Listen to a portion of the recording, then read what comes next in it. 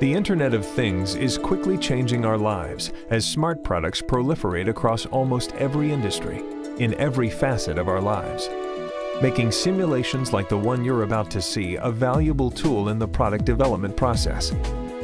Because smartwatches are becoming increasingly popular, the ability to design and optimize them using Ansys solutions is critical. These bands track exercise performance by monitoring the user's blood pressure, pulse rate, distances, times, and more. They also act as a media player to display messages on an LCD screen and stream music from a small storage device built inside. During the design process, it is critical these systems are perfectly integrated to guarantee reliable performance.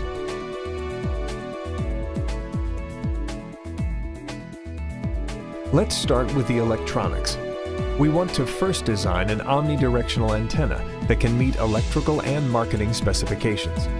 We also need to design a 3-layer circuit board within a 4x4 centimeter square area.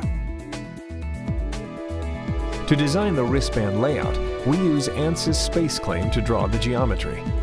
SpaceClaim offers several advanced drawing capabilities, allowing users to easily create a sketch. You can then extrude faces, edges, or points from any sketch.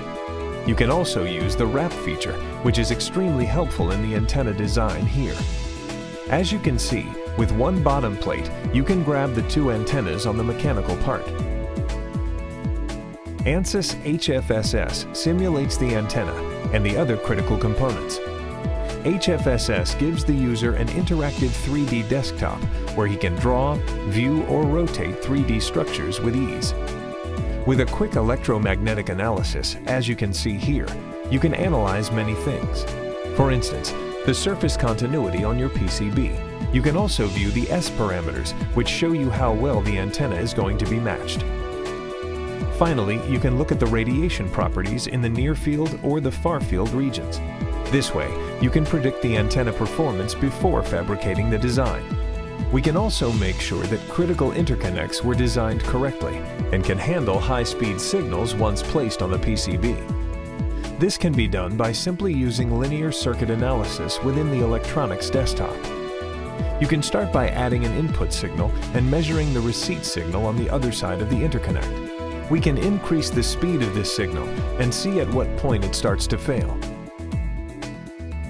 For the memory cards, the specs tell us we need to have a line that supports up to 450 megabytes per second. We can see that the received signal is recognized easily up to 1 gigabyte per second of these nets. This tells us that we have good design for these interconnects.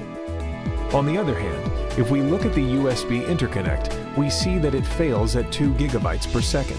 The target design here was 5 gigabytes per second, so we know ahead of time that this interconnect will not receive the signal at high speeds. We now can revise the design of the specific nets and optimize the problem until we meet the target specs. This shows you how critical it is to run simulation before manufacturing. Knowing this early in the design process saves valuable time and costs. Now let's move to the mechanical side. Here we will be concerned with 3 main areas: reliability, manufacturing, and user experience.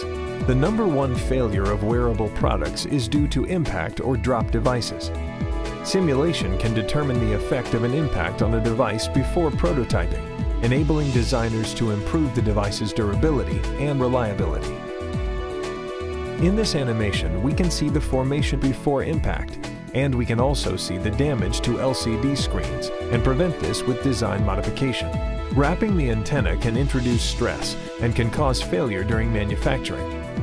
Ansys Mechanical simulates the stress during the forming of the antenna. In the initial design, the stress around the band was too high. This was adjusted to improve reliability. Additionally, the wristband needs to stay cool during usage, as excessive heat can lead to perceived problems and user discomfort. Here, we can perform a multi-physics simulation using the power generated within the PCB already computed with Ansys HFSS as a source for the thermal problem.